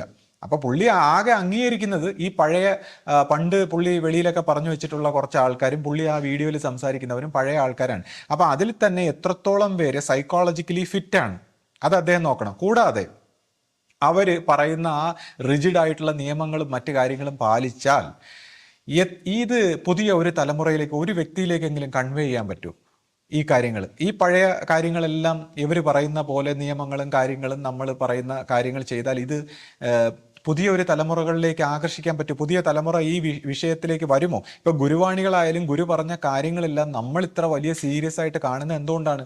നമ്മൾ ഗുരുവിന്റെ സ്നേഹം അനുഭവിച്ചിട്ടുള്ളതുകൊണ്ടാണ് നേരിട്ട്. ഇപ്പൊ ഞാനൊക്കെ കാണുമ്പോൾ ഗുരു അന്ന് ഞാൻ വളരെ ചെറുപ്പത്തിൽ പോലും വന്ന് കാണുമ്പോൾ ഗുരുവും ശിഷ്യപൂജിതയുമാണ് എൻ്റെ ജീവിതത്തിൽ എന്നെ ഏറ്റവും അധികം സ്നേഹിച്ചിട്ടുള്ളത്. നമുക്ക് ആ സ്നേഹം ഫീൽ ചെയ്തിട്ടുള്ളത് നമ്മുടെ രക്ഷകർത്താക്കളെക്കാളും മറ്റാരേക്കാളും. അപ്പം നമുക്ക് ആ ഒരു സ്നേഹം ഫീൽ ചെയ്തു എന്നുള്ളതാണ്, മറ്റ് വിശ്വാസങ്ങളോ മറ്റു കാര്യങ്ങളോ അല്ല.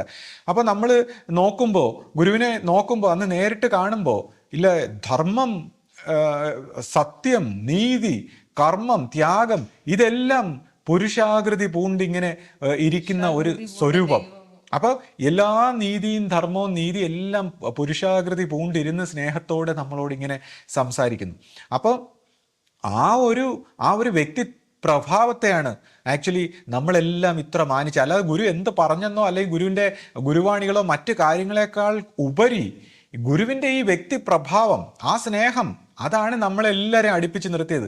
അപ്പോൾ ആ ഒരു സ്നേഹം ഉണ്ടായിരുന്നത് കൊണ്ട് അന്ന് നമ്മളെല്ലാവരും ഈ പറയുന്ന കാര്യങ്ങളും നിയമങ്ങളും എല്ലാം പാലിച്ചിവിടെ ഒരേ ഐക്യത്തിൽ പ്രവർത്തിച്ചു. ഇനി ആ സ്നേഹത്തെ നമ്മളെല്ലാവരും അങ്ങോട്ട് സമർപ്പണ സ്വഭാവത്തിൽ ദൈവികമായിട്ട് കണ്ടു. ഇപ്പോൾ പുതിയ തലമുറയിൽ വന്നപ്പോൾ നമ്മൾ മറ്റത് രണ്ടും വെച്ച് കമ്പയർ ചെയ്തുകൊണ്ട് നമ്മളിങ്ങനെ പല രീതിയിലുള്ള തീരുമാനങ്ങളൊക്കെ എടുത്ത് ഈ സ്നേഹത്തിൻ്റെ, സമർപ്പണത്തിൻ്റെ ഐക്യമില്ലാതെ മറ്റ് തത്വവിചാരങ്ങളിലൂടെ നമ്മൾ എങ്ങനെ ഒരുമിക്കും? അങ്ങനെ ഒരുമിച്ച ഈ പറയുന്ന കുറച്ച് പേര് ഗൃഹസ്ഥാശ്രമികളോ ഈ പറയുന്ന ആൾക്കാരോ ഓരോരുത്തരും ഓരോ രീതിയിൽ സംസാരിച്ചാൽ ഒരുമിച്ച് ഇത് മുന്നോട്ട് പോകുമോ? അല്ലെങ്കിൽ ഈ പറഞ്ഞ വ്യക്തിയെ, ഈ ഇത്രയും വേദാന്ത തത്വങ്ങൾ പറഞ്ഞ ഈ വ്യക്തിയെ പിടിച്ചിരുത്തിയ നേതാവാക്കി വെച്ച്, അല്ലെങ്കിൽ കുറേ ഗൃഹസ്ഥാശ്രമം ഇതേപോലത്തെ ഇദ്ദേഹം സംസാരിക്കുന്ന പോലെ വെച്ചാൽ എത്ര ദിവസം, എത്ര നാളിതിനെ മുന്നോട്ട് 2-3 ദിവസം കൊണ്ടുപോയാൽ മതിയോ?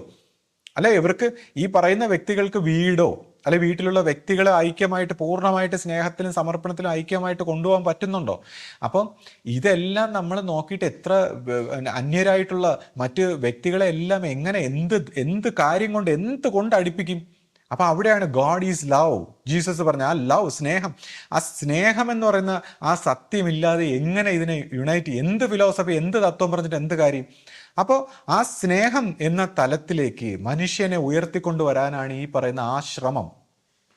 ആത്മാവിൻ്റെ സന്നിധിയിലേക്ക് ജീവൻ പരിണമിച്ച് വരുമ്പോൾ, ആ ശ്രമത്തിലൂടെ പരിണമിച്ച് വരുമ്പോൾ ആത്മാവിനോട് അടുക്കുന്നതിനനുസരിച്ച് ഈ ദൈവത്തിൻ്റെ സ്വഭാവം, ആ സ്നേഹവും സഹകരണവും ഐക്യവും എല്ലാം വരുന്ന ഒരു തലമുറയിൽ ഗുരു പറഞ്ഞ ഈ കാര്യങ്ങൾ നടപ്പാക്കാൻ പറ്റും. പിന്നീട് ഇപ്പോൾ ഗുരു സംസാരിക്കുന്ന കാര്യങ്ങളെക്കുറിച്ചെല്ലാം ഇവർ പറയുമ്പോൾ, ഇപ്പോൾ ഇവർ നോക്കുമ്പോൾ ഗുരുവിനെ ഒരു ശരീര മനസ്സിൽ അവർ ഒതുക്കിയിരിക്കുകയാണ്. അപ്പോൾ ഗുരുവെന്ന് പറയുന്ന ആ സത്യത്തിൻ്റെ വിശാലത എന്താണെന്ന് നമ്മൾ വ്യക്തമായിട്ട് മനസ്സിലാക്കണം. അതിൻ്റെ ഒരു ഡിഫറൻസ് ഇപ്പോൾ ശരീര മനസ്സുകളിൽ നോക്കുകയാണെങ്കിൽ ഇപ്പം നവജ്യോതി ശ്രീ കരുണാകര ഗുരു എന്ന ശരീര മനസ്സായിട്ടുള്ള ഒരു സത്യം മാത്രമാണ് ഗുരുവെങ്കിൽ, കൽപ്പാന്തകാലങ്ങൾക്ക് അപ്പുറത്ത് പിറകിലും കൽപ്പാന്തകാലങ്ങൾക്ക് ശേഷവും ഈ ഒരു ശരീര മനസ്സുകൾക്ക് മാത്രമാണ് പ്രസക്തിയെങ്കിൽ ദൈവത്തിന് നമ്മൾ ആ അതിമാനസ തേജസ്സിന് മറ്റൊരു രൂപവും സ്വീകരിക്കാൻ പറ്റില്ല, അല്ലെങ്കിൽ മറ്റൊരു രൂപത്തിലും വരില്ല, അല്ലെങ്കിൽ അതിനെ മറ്റൊരു രൂപത്തിലും അപ്രോച്ച് ചെയ്യാൻ പറ്റില്ല എന്ന് പറയുമ്പോൾ ഈ പ്രകൃതിയുടെ, പ്രപഞ്ചത്തിൻ്റെ ആ ബാലൻസ് അത് എങ്ങനെ ശരിയാവും? അപ്പോൾ ഒരു ശരീര മനസ്സുകളിലൂടെ മാത്രമല്ല ഈ ഗുരു എന്ന് പറയുന്ന തത്വം ഒരു പ്രസൻസ് ആയിട്ട് സ്വരൂപമായിട്ട് പ്രവർത്തിക്കുന്ന. ഗുരു എന്ന് പറയുന്ന ആ അതിമാനസ തേജസ് പല ശരീരങ്ങളിലൂടെ ഒരു ഗുരു പരമ്പരയിലൂടെ, അതാണ് പറയുന്നത് ഗുരു തന്നെ ഭരിക്കും, ഇവിടെ എപ്പോഴും ഗുരു ഉണ്ടാവുമെന്ന് പറഞ്ഞതിന്റെ കാരണം ഈ അതിമാനസ തേജസ് ആയിരിക്കുന്ന ആ ശക്തിയാണ് ഗുരു.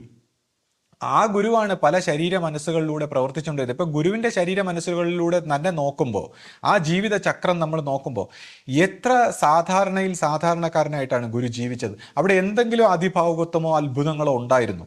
നമ്മൾ നോക്കുമ്പോൾ ഇപ്പോൾ ഗുരു എന്തെല്ലാം കഷ്ടപ്പെട്ടു, ഒരു സാധാരണ മനുഷ്യനെ പോലെ എന്തെല്ലാം കഷ്ടപ്പെട്ടു, എന്തെല്ലാം ഒരു മനുഷ്യനെ പോലെ വിഷമിച്ചു. ഗുരുവിന് ഒന്നും ഈ പറയുന്ന പോലെ പുതിയ ധർമ്മങ്ങൾ പഠിക്കാൻ കഴിഞ്ഞില്ല. അപ്പോൾ അത് ആ രീതിയിൽ പണ്ഡിതന്മാരോട് സംസാരിക്കാൻ കഴിഞ്ഞില്ല. അപ്പോൾ ഒരു സാധാരണക്കാരനെ പോലെ ജീവിച്ചു. ഓരോ പ്രശ്നങ്ങളും ഒരു സാധാരണക്കാരനെ പോലെയാണ് ഗുരു നേരിട്ടിരുന്നത്. അന്നും ആശ്രമത്തിൽ എന്തെല്ലാം പ്രശ്നങ്ങളുണ്ടായിരുന്നു. ഇപ്പോൾ ഒരു സ്ത്രീയുടെ മറ്റേ കിണറ്റിൽ ചാടി മരിച്ച ഒരു വിഷയം, എന്തെല്ലാം വിഷയം അവിടെ ഉണ്ടായിരിക്കുന്നു. അതിനുശേഷം ഇപ്പോൾ ചില സമയങ്ങളിൽ ഗുരു വിഷമിച്ച്, സാധാരണക്കാരനെ പോലെ വിഷമിച്ച് കിടക്കുന്നു. അപ്പോൾ ശിഷ്യ വന്ന് ഇങ്ങനെ പറയുമ്പോൾ എണീറ്റ് ആശ്വസിപ്പിച്ച് കഞ്ഞി കുടിക്കുന്നു. എന്നിട്ട് കോഴിക്കോട് കണ്ണൂർ യാത്രയിൽ ഉണ്ടായ ഒരു ഇഷ്യൂ, അങ്ങനെ എന്തെല്ലാം ഇഷ്യൂകൾ സാധാരണക്കാരനെ പോലെ ഗുരു നേരിട്ടിരിക്കുന്നു. അപ്പോൾ ഗുരുവിനോട് ഓരോ കാര്യങ്ങൾ ചോദിക്കുമ്പോൾ പോലും സാധാരണ മനുഷ്യന്റെ നിലവാരത്തിൽ ഗുരു എത്രയോ കാര്യങ്ങൾ സംസാരിച്ചിരിക്കുന്നു. അപ്പോൾ ഗുരു പറയും അതൊന്ന് ആലോചിച്ച് നോക്കട്ടെ, അത് ചിന്തിക്കട്ടെ, അതൊന്ന് പിന്നെ ഓരോ കാര്യങ്ങൾ നമ്മൾ ഈ അതിഭാവത്വം കലർന്ന് ഒരു ഗുരുവിന്റെ ശരീര മനസ്സിനെ മാത്രം അതിഭാവത്വം കലർന്ന് പറയാതെ അതിൻ്റെ ആ പ്രകാശ സ്വരൂപം എങ്ങനെ പ്രവർത്തിച്ചു. അപ്പോൾ ഗുരു ഓരോ സമയത്തും ആ പ്രകാശ സ്വരൂപത്തിൽ നിന്ന് വ്യക്തമായ അറിവ് കിട്ടാൻ വേണ്ടി ആ കണ്ണടച്ച് ധ്യാനിക്കുന്നതും അതിനുശേഷം പറയുന്ന കാര്യങ്ങൾ, അതായത് ദീർഘവീക്ഷണത്തോടെയുള്ള ആശയ സ്വഭാവത്തിലുള്ള കാര്യങ്ങൾ ഗുരു അങ്ങനെ ചിന്തിച്ചിട്ട് പറയുന്നതും, പിന്നെ സ്വാഭാവികമായ ഒരു മനുഷ്യനായിട്ടിരിക്കുന്ന തലത്തിൽ ഗുരു സാധാരണ ലെവലിൽ സംസാരിക്കുന്നതും. ഗുരു ഒരിക്കലും അതിഭാവുകത്വം നമ്മുടെ ഈ ഭൗതികമായ തലങ്ങളിൽ മിങ്കിൾ ചെയ്തിട്ടില്ല. ഒരു അതിഭാവുകത്വം കഴിഞ്ഞ ഒരു ദൈവീകതം എന്നുള്ള രീതിയിലല്ല, സാധാരണ രീതിയിലാണ് എല്ലാ കാര്യങ്ങളും ഹാൻഡിൽ ചെയ്തേക്കുന്നത്. അപ്പോൾ ആ ഗുരുവിൻ്റെ ഓരോ പെരുമാറ്റങ്ങളും സാധാരണക്കാരെ എത്ര കാര്യങ്ങൾ ഗുരു മാറ്റി പറഞ്ഞു. ഗുരു ശരീരത്തോടെ ഉണ്ടായിരുന്ന സമയത്ത് ഓരോ കാര്യങ്ങൾ അങ്ങനെ ചെയ്യാൻ പറഞ്ഞതിന് ശേഷം ഒരു സാധാരണക്കാരനെ പോലെ ഇനി ഇങ്ങനെ ചെയ്യൂ, അതിൻ്റെ സാഹചര്യം മാറിയപ്പോൾ. അപ്പോൾ ഈ ജീവിതം എന്ന് പറയുന്നത് ഇങ്ങനെയാണ്. ഈ സാഹചര്യങ്ങൾ മാറുന്നതിനനുസരിച്ച് ഗുരു തന്നെയാണ് എത്രയോ കാര്യങ്ങൾ അങ്ങോട്ടും ഇങ്ങോട്ടും മാറ്റി പറഞ്ഞു, എടാ അങ്ങനെ ചെയ്യും. എന്നിട്ട് എത്ര പേരോട് ഗുരു ആലോചിച്ചിട്ടുണ്ട് എന്തെല്ലാം കാര്യങ്ങൾ, ഒരു കാര്യം എങ്ങനെ ചെയ്യണം, അല്ലെങ്കിൽ ഇന്ന രീതിയിൽ.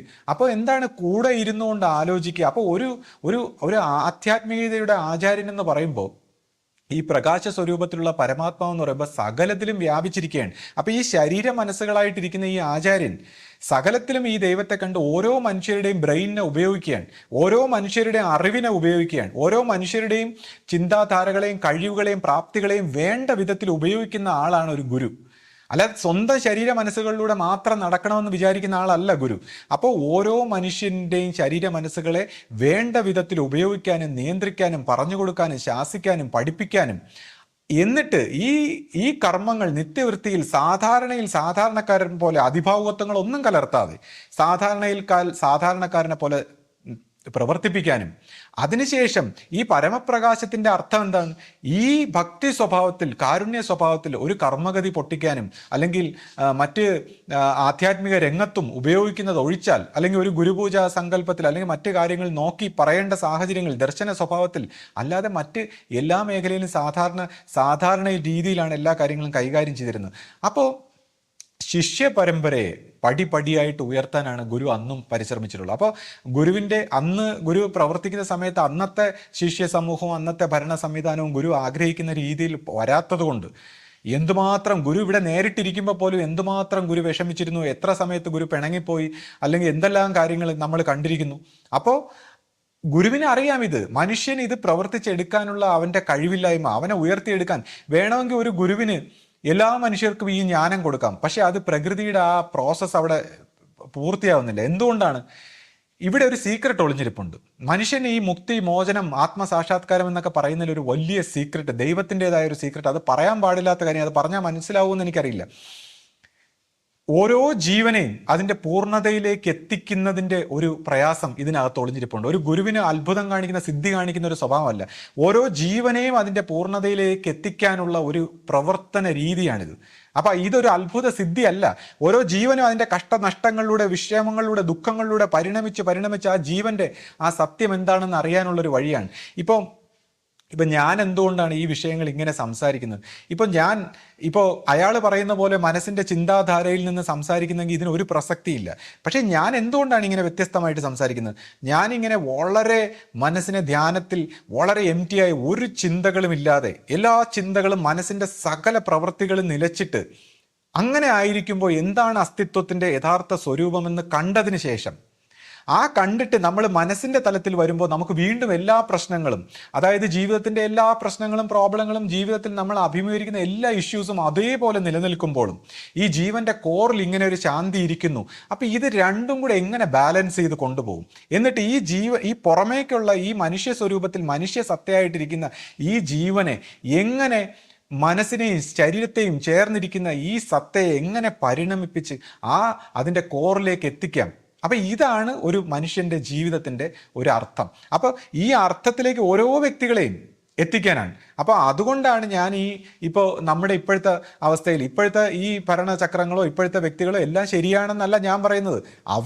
ഞാൻ ഓരോ സമയത്തും പറയുന്നുണ്ട്, ഇതുപോലുള്ള വ്യക്തികൾക്ക് പറയാനുള്ള അവസരം ഉണ്ടാക്കാതെ ഗുരുവിൻ്റെ വാക്കുകൾ അതേപടി പാലിച്ച് സ്വന്തം ഇച്ഛയിൽ പ്രവർത്തിക്കാതെ, സ്വന്തം ബുദ്ധിയിൽ പ്രവർത്തിക്കാതെ ഗുരുവിൻ്റെ നിശ്ചയങ്ങൾ ചോദിച്ചും പറഞ്ഞും കേട്ടും പ്രവർത്തിക്കണമെന്ന് നമ്മൾ എപ്പോഴും ഓർമ്മിപ്പിക്കുന്നത് ഇതുകൊണ്ടാണ്. കാര്യം ഇതുപോലുള്ള വ്യക്തികൾ ഇങ്ങനെയൊക്കെ വന്ന് ഓരോന്ന് പറയാനുള്ള സാഹചര്യങ്ങളുണ്ട്. കൂടാതെ ഈ വിഷയത്തിൻ്റെ ഒരു ഗഹനത അത് അത്ര എളുപ്പത്തിൽ മനസ്സിലാക്കുന്ന ഒരു വിഷയമല്ല. അപ്പോൾ ഓരോ വ്യക്തികളെയും പരിണമിപ്പിക്കുന്ന അല്ലെങ്കിൽ പരിണമിപ്പിച്ചെടുക്കാനുള്ള ഒരു ബുദ്ധിമുട്ട് അത് മനസ്സിലാക്കുന്ന ഒരു വ്യക്തികൾ ഒരിക്കലും ഇങ്ങനെ സംസാരിക്കില്ല. അപ്പോൾ തീർച്ചയായിട്ടും ഇവിടെ നമ്മുടെ ഗുരു വിഭാവനം ചെയ്തതുപോലുള്ള ആ നിയമങ്ങളും ധർമ്മങ്ങളും ബൈലോയും എല്ലാം നടപ്പാകുമെന്ന് ഞാൻ പ്രതീക്ഷിക്കുന്നു. പക്ഷേ അതൊരു പുതിയ തലമുറയിൽ, കാര്യം അടുത്ത ഒരു തലമുറയിൽ ഈ പറയുന്ന ചെറുപ്പക്കാരും മറ്റുള്ളവരും എല്ലാം പുതിയ സന്യാസ സ്വഭാവത്തിലും മറ്റും എല്ലാം വരുമ്പോൾ അവർക്ക് ഈ പറയുന്ന കണക്ക് ഒരു വർഷം മാറ്റിയാലും ഓരോ വർഷങ്ങൾ തോറും മാറ്റുമ്പോഴും എല്ലാവർക്കും ആ ബുദ്ധി തീവ്രതയിലും സമർപ്പണത്തിലും ഒക്കെ ഒത്തൊരുമിച്ച് നിൽക്കാൻ കഴിയുന്ന ഒരു അവസ്ഥ വരികയാണെങ്കിൽ ഇത് റൊട്ടേറ്റ് ചെയ്ത് കൊണ്ടുപോകാം. പക്ഷേ ഇന്നത്തെ സമൂഹത്തിൽ നമുക്ക് എത്ര പേര് അങ്ങനെ റൊട്ടേറ്റ് ചെയ്യാൻ പറ്റുന്ന വ്യക്തികൾ തന്നെ ഉണ്ട്? അല്ലെങ്കിൽ എത്ര പേര് മാനിക്കാൻ സാധ്യതയുണ്ട്? അല്ലെങ്കിൽ എത്ര പേര് യോജിച്ച് നിൽക്കാൻ സാധ്യതയുണ്ട്? അപ്പോൾ ഈ ഒരു ട്രാൻസിഷൻ പീരീഡിനെ എങ്ങനെയെങ്കിലും നമ്മളെ ഹാൻഡിൽ ചെയ്ത് കൊണ്ടുപോകാൻ അനുവദിക്കുക. അതിനുള്ളൊരു ക്ഷമ, അതിനുള്ളൊരു സ്നേഹം, അതിനുള്ളൊരു സമർപ്പണം, എന്നിട്ട് അതിൽ കൂട്ടായിട്ട് എല്ലാവരും ത്യാഗപ്പെട്ട് സ്നേഹപ്പെട്ട് ഒരുമപ്പെട്ട് അതിനകത്ത് യോജിക്കുക. അതിനകത്ത് നിന്നുകൊണ്ട് പ്രാർത്ഥിച്ച് കർമ്മത്തിൽ ഇടപെട്ടുകൊണ്ട് സ്നേഹപ്പെട്ടുകൊണ്ട് എങ്ങനെ ഇതിനെ പരിവർത്തനപ്പെടുത്താം എന്നുള്ള ഒരു വിഷയങ്ങളാണ് നമ്മൾ ചിന്തിക്കേണ്ടത്. അപ്പോൾ അത് ചിന്തിക്കാൻ എല്ലാവർക്കും കഴിയട്ടെ എന്ന് ആഗ്രഹിക്കുന്നു. ഞാൻ അവസാനം പറയാമെന്ന് പറഞ്ഞ പുള്ളിയുടെ ആ ശ്ലോകം ഉണ്ടല്ലോ, ആരോ പഠിപ്പിച്ച ഒരു ശ്ലോകം, അതിനകത്ത് കുറേ കർമ്മധർമ്മങ്ങളെക്കുറിച്ചും സ്വാതന്ത്ര്യത്തെക്കുറിച്ചും അല്ലെങ്കിൽ പിന്നെ അന്യൻ്റെ ഭാര്യ എന്നൊക്കെ പറഞ്ഞുകൊണ്ട് അദ്ദേഹം വിശദീകരിച്ച ആ ശ്ലോകത്തിന് ഒരു മറുപടി ഞാൻ അവസാനം പറയാമെന്ന് പറഞ്ഞെങ്കിലും ഞാനിപ്പോൾ ചിന്തിക്കുമ്പോൾ അത് ഞാൻ ആ വിഷയത്തെക്കുറിച്ച് പറഞ്ഞാൽ വേറെ വ്യക്തിക്കും അല്ലെങ്കിൽ അതുമായി ബന്ധപ്പെട്ട ചിലർക്കും വളരെയധികം മാനസിക വിഷമങ്ങൾ ഉണ്ടാകാൻ സാധ്യതയുള്ളത് കൊണ്ട് ഞാൻ ആ വിഷയം പറയുന്നില്ല. പക്ഷെ ഒരു കാര്യം മാത്രം മനസ്സിലാക്കുക, ഒരു സ്ത്രീ വിവാഹമോചനം നേടി 10 വർഷത്തോളമായി അല്ലെങ്കിൽ അവരുടെ ഭർത്താവ് മറ്റൊരു വിവാഹം കഴിച്ചൊക്കെ ജീവിക്കുമ്പോൾ അവർ അന്യൻ്റെ ഭാര്യ അല്ല. അപ്പോൾ അതിനൊക്കെയുള്ള ആ രീതിയിൽ ചിന്തിക്കാനുള്ള ഒരു സാമാന്യ മര്യാദയെങ്കിലും നമ്മൾ കാണിക്കണം. പിന്നെ സ്ത്രീകളെയും കുട്ടികളെയും എല്ലാം വെറും കൊമോഡിറ്റി ആയിട്ട്, അതായത് വെറും സാധനങ്ങളെ പോലെ കാണുന്ന കുട്ടികൾ എൻ്റെ കുട്ടികൾ, ഭാര്യ എൻ്റെ ഭാര്യ എന്നുള്ള രീതിയിൽ എല്ലാത്തിനെയും ഇങ്ങനെ മനുഷ്യനെയൊക്കെ ഇങ്ങനെ സാധനങ്ങൾ പോലെ കാണുന്ന ആ ഒരു വളരെ ലോ ക്ലാസ് ആയിട്ടുള്ള ഒരു അറിവിൽ നിന്ന് മോചനം നേടി എല്ലാ വ്യക്തികളെയും ഇൻഡിവിജ്വലായിട്ട് കാണാനും എല്ലാ വ്യക്തികളുടെ ഉള്ളിലിരിക്കുന്ന ദൈവത്തെ മാനിക്കാനും അങ്ങേക്ക് കഴിയട്ടെ എന്ന് പ്രാർത്ഥിച്ചുകൊണ്ട് മറ്റുള്ളവർക്കും നമുക്കെല്ലാവർക്കും ആ ഗുരുമാർഗത്തിൽ ഒരുമിച്ച് ഐക്യത്തോടെ സ്നേഹത്തോടെ മുന്നേറാൻ കഴിയട്ടെ എന്ന് പ്രാർത്ഥിച്ചുകൊണ്ട് സദ്ഗുരുവേ ശരണം.